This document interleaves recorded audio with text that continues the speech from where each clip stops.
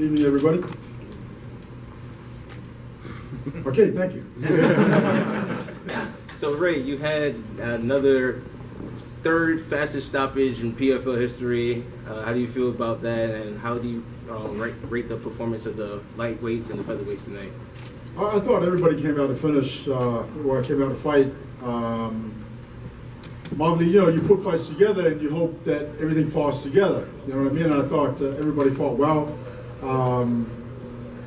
And, sometimes you match certain guys together and one might be a little bit advanced in certain areas, and so the other guys, that's the beautiful thing about MMA is that, there's so many ways that you can win. Either you're wrestling, your jiu-jitsu, your kickboxing, boxing.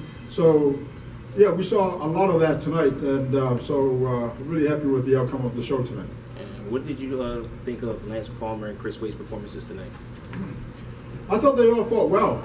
Lance Palmer was matched up against Alex Kilbin, who I knew putting that fight together as the main event would be a very interesting fight, but at the same time it would be a back and forth kind of thing. But once Lance actually landed the big overhand left, I think it was, that started to change the fight, and then he dominated from there pretty much on the ground. Chris Wade came out again. The guy he had was Nate. Nate is one of these guys that if you're not careful, he can easily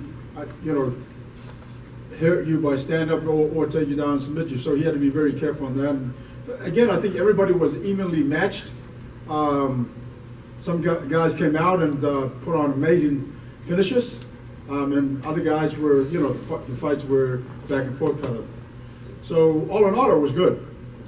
And any other word on Damon Jackson as far as health-wise and everything?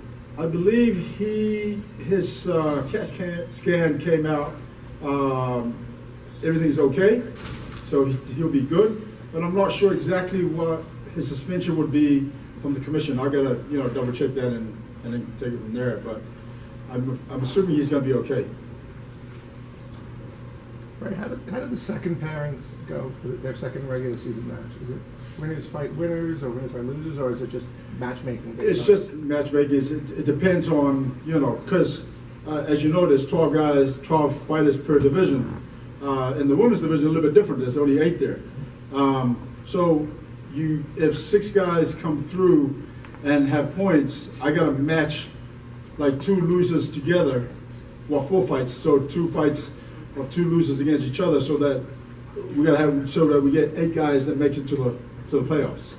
Okay. So yeah, it's all just matching the right fights. Mm-hmm. Obviously, the biggest thing is matching the right fights so that it's entertaining for the fans. You know what I mean? So again, you match fights and you hope it goes the way you think it's going to go, and then sometimes fights, again, like I said, there's certain times where fighters have to kind of revert back to a certain strength to control the fight, if you will.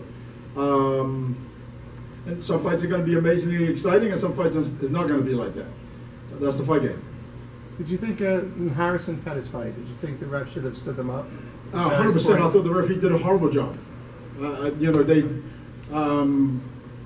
Listen, Andre is a guy that he's been champion before. He was one of the semifinalists last year. But I felt like that fight should have been at least stood up so they can restart, because I felt like that both of them were just laying around doing nothing. So I wasn't, it wasn't them. The referee's the one that controls the fight, and I thought the referee just kind of let it, stalemate for as long as it did.